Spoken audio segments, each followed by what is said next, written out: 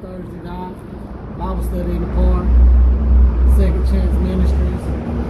We're going to dig back into the Word again of Job. Finish looking at some more stuff that's going on in his life and compare it to nowadays and our lives and see how we can apply the message to our lives. So we're going to start out with prayer like we always do, and then we're going to have song, praise and worship, and we're going to get into the Word. So, dear gracious Heavenly Father, I just want to thank you for allowing us to be here again tonight, dear Lord, and allowing us to be able to have this time with you and to fellowship with other people if necessary, Lord. And just, I pray for a revival in this city because we need it, Lord. We need you to make yourself known in this city and show your presence, Lord, because we need it so bad. And I just ask that you use me as a vessel and continue to use me and just bless this Bible study and do the wonderful miracles that you do. I ask these blessings in your name. Amen.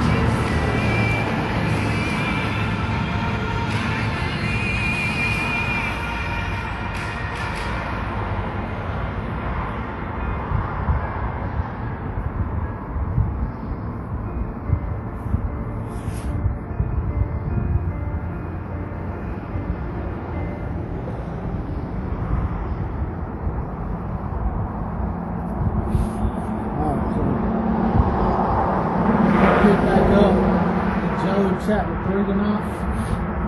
And it says, after this, Job opened his mouth and cursed the day of his birth.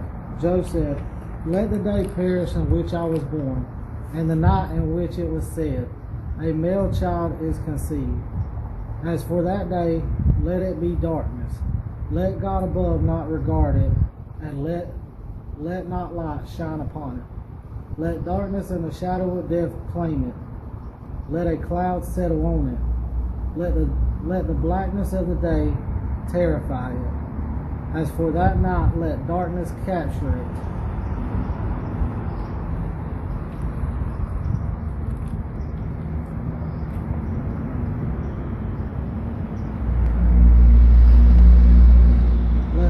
Let darkness capture it. Let it not rejoice among the days of the year. Let it not come into the number of the months. Yes, as for that night, let it be barren. Let no joyful cry come into it. Let them curse it who curse any day.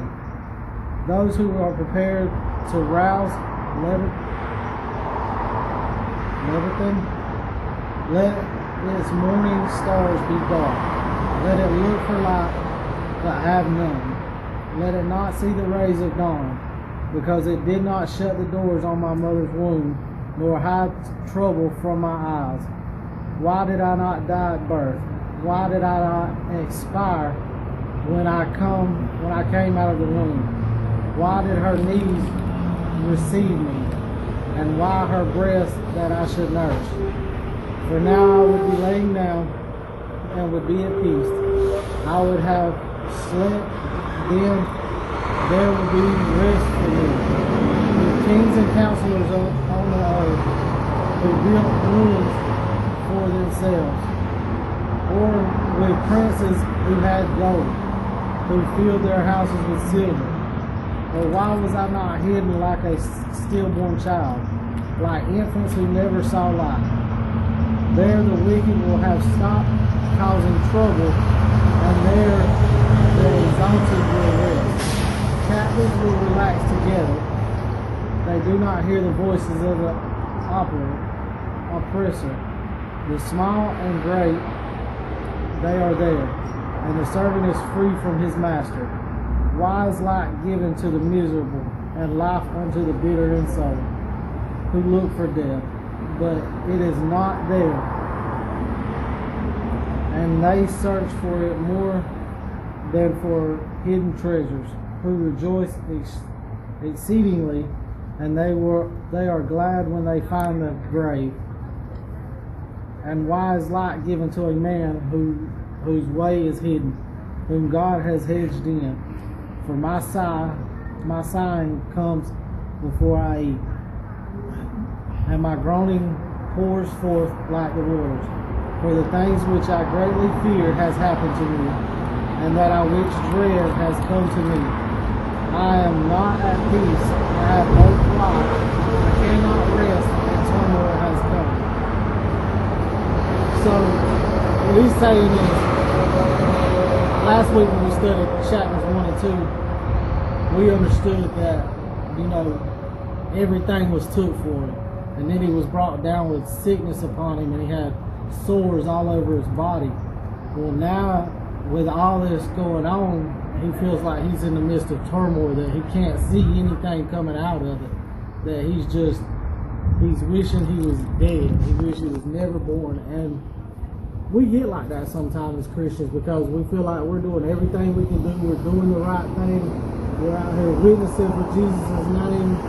We're trying to bring souls to Christ, but yet we're still in turmoil. We still feel like we're not making any headway. We're not getting any blessings. We're not receiving any blessings.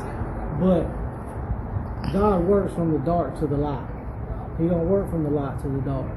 So when he's working, we don't see it. We don't even realize we've received our blessings, but we have. So like I said last week, we need to stay humble in God. That way we can see God. So let's go to the next chapter. Then Elphesia the Temanite answered, "If one attempts a word with you, will you be impatient? But who can keep from speaking? Surely you have instructed many, and you have strengthened the weak hands. Your words have raised up him who was fallen, and you have fortified the feeble knees. But now it comes upon you, and you are weary. It reaches even you, and you are terrified. Is it not your reference, your confidence, and the integrity of your ways will hope?" So he's a man of God. Job is a very strong man of God, but he's at a time of weakness right now.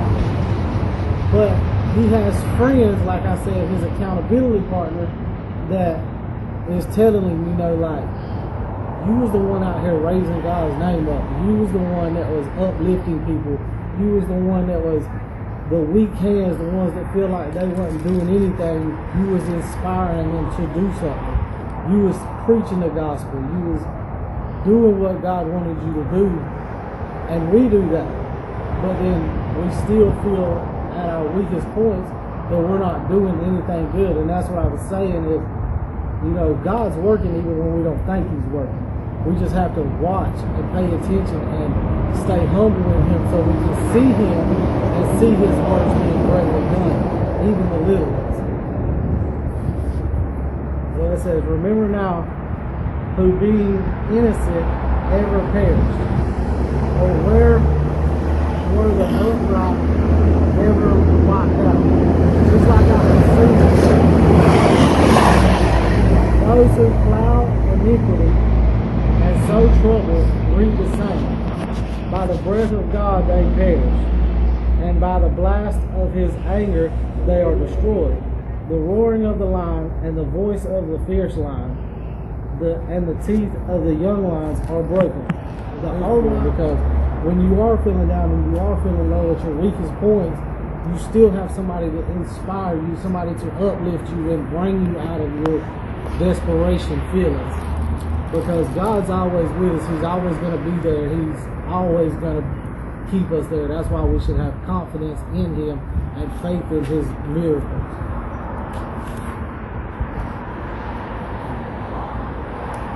So now we're going to go to chapter 5. Call out now, is anyone answering you? And to whom among the holy ones will you turn? For anger slays the foolish man, and jealousy kills the gullible. Yes, I saw the foolish take root, and quickly I cursed his dwelling.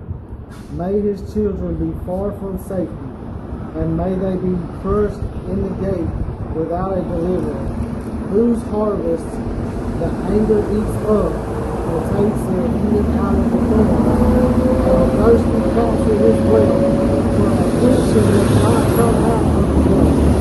For the trouble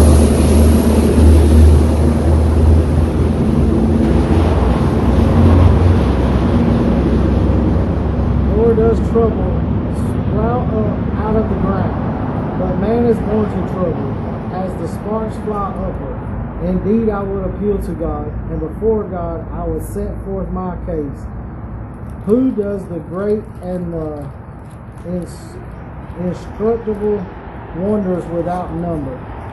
He gives rain on the surface of the earth, and sends water on the outdoor places. He sets on high those who are lowly, and those who mourn are lifted to safety.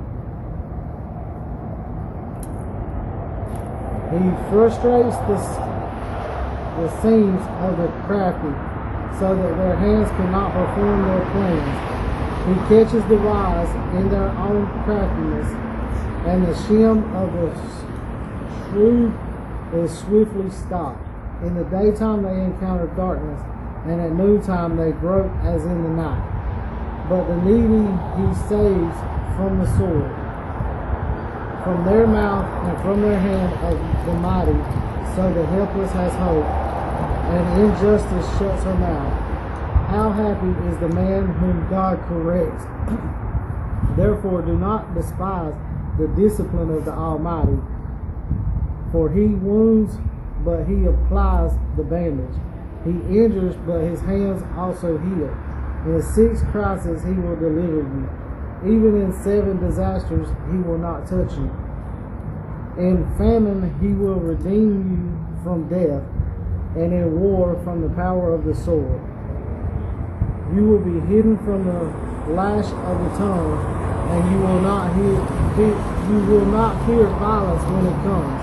When you laugh at devastation and famine, and you will not fear wild animals, for you will have a covenant with the stones of the field, and the wild animals be at peace with you.